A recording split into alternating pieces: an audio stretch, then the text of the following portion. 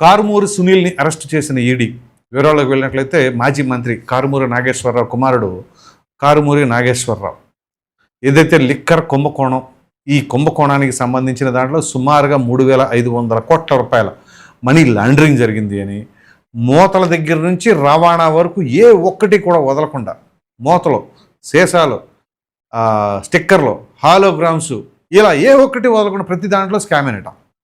So ఇది ఇలా ఉంటే దీనికి సంబంధించి రవాణా, ఈ ట్రాన్స్పోర్టేషన్ అనేది ఉంటుంది. ఈ ట్రాన్స్పోర్టేషన్కి సంబంధించి కూడా సుమారుగా 400 కోట్ల రూపాయల కుంభకోణం జరిగింది అని చెప్పేసి గతంలోనే సిట్ సమర్పించింది నివేదిక. అయితే ఈ క్రమంలో మీకు గుర్తున్నట్లయితే జస్ట్ ఒక 10-12 రోజుల క్రితం అనుకుంటా ఈడీ ఎట్ ఏ టైం 6-7 చోట్ల తనిఖీలు చేపట్టింది.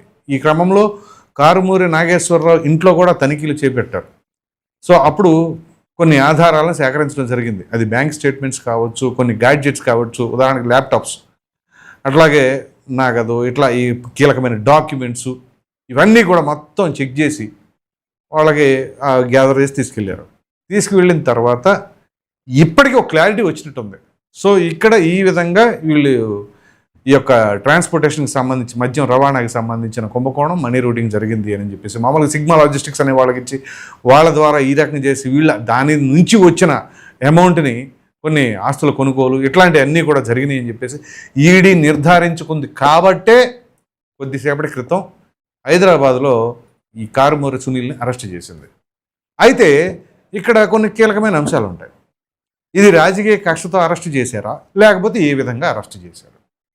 పోనీ సిట్టు అరెస్ట్ చేసింది అంటే ఓకే, రాజకీయ కక్షతో సిట్ అనేది రాష్ట్ర ప్రభుత్వ పర్యవేక్షణలో ఉంటుంది కాబట్టి ఆటోమేటిక్గా రాజకీయ ఒత్తిడితో వీళ్ళు ఆ రకంగా అరెస్ట్ చేయించారు అనుకోవచ్చు. మరి ఈడీ ఎంటర్ అయిందంటే ఏంటి?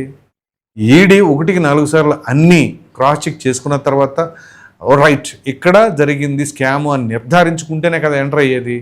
సో క్రమంలో ఇప్పుడు కారుమూరి సునీల్ని అరెస్ట్ చేసింది.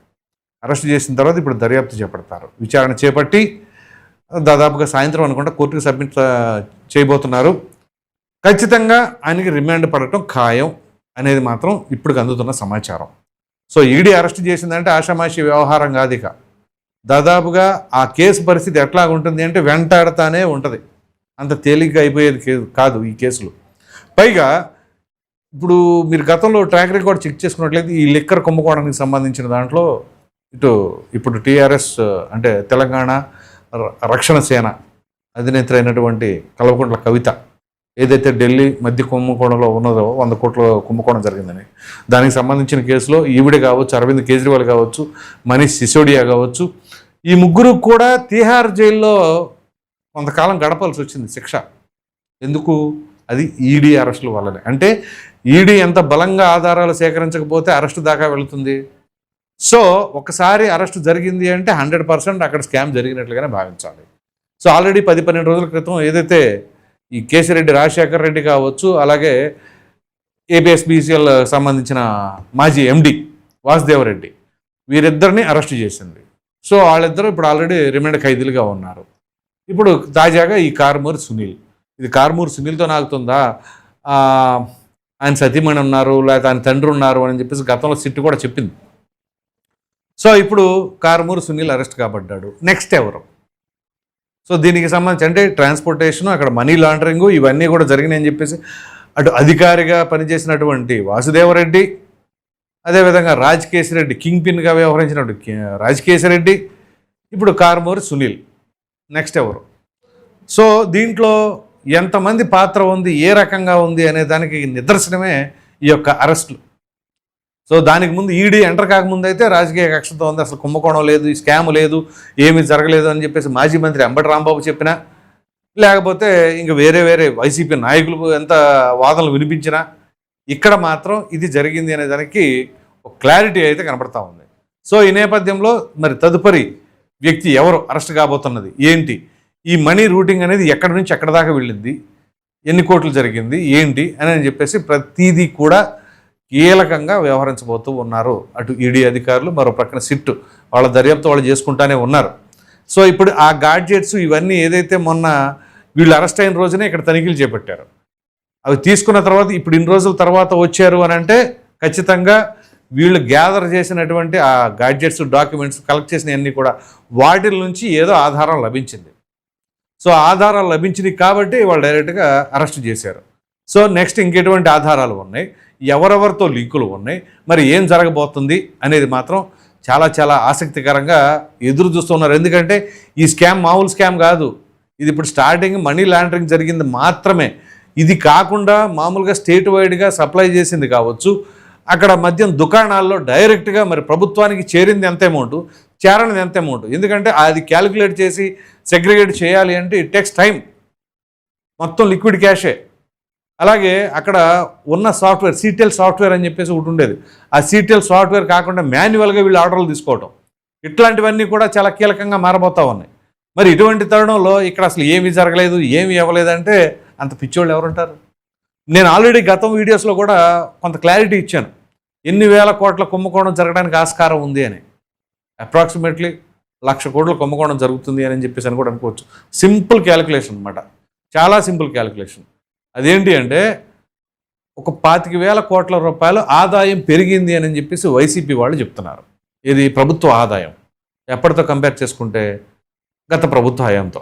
అంటే టీడీపీ అధికారంలో ఉన్నప్పుడు 14 నుంచి 19 మధ్యలో అధికారంలో ఉన్న సమయంలో కంటే వైసీపీ అధికారంలోకి వచ్చిన తర్వాత 25,000 కోట్లు అదనంగా ప్రభుత్వానికి వచ్చింది. సో మేము రేట్లు పెంచాం కాబట్టి వచ్చింది అంటున్నారు. ఓకే, దాన్ని కూడా యాక్సెప్ట్ చేయొచ్చు. ఇప్పుడు ఎలా అంటే చిన్న క్యాలిక్యులేషన్ అండి, ఒక చీప్ క్వార్టర్ 14 నుంచి 19 మధ్యలో 50 రూపాయలు.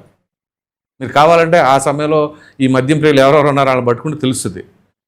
అదే చీప్ లిక్కర్ అంటే మినిమం ప్రైస్ క్వార్టర్ 150 రూపాయలు వైసీపీ అధికారంలో ఉన్నప్పుడు. సో ఈ 50 నుంచి 150 అయిందంటే ఏంటి అక్కడ, దీన్ని బట్టి ఏంటి అక్కడ? సో 3 రెట్లు పెరిగింది. 3 రెట్లు పెరిగినప్పుడు మరి ఇక్కడ ఆదాయం ఎంత పెరగాలి?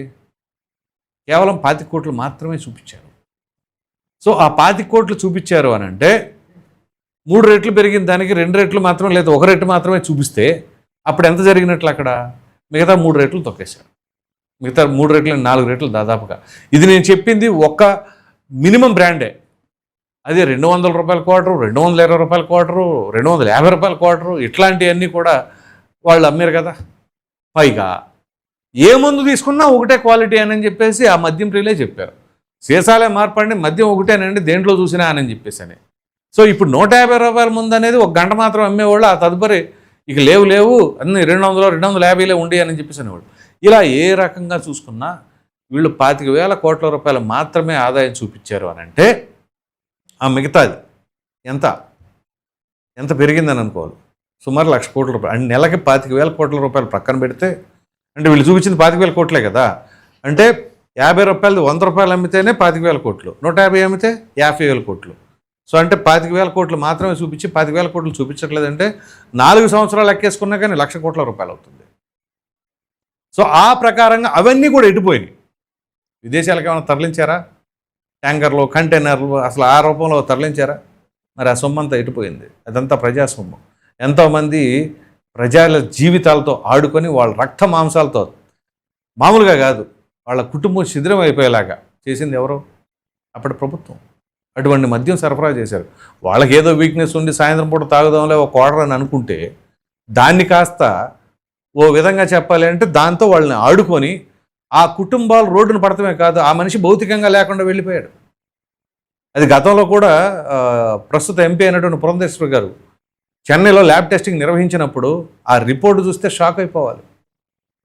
అంత డేంజరస్గా ఉన్నది ఆ స్పిరిట్ లెవెల్లో అదంతా కూడా.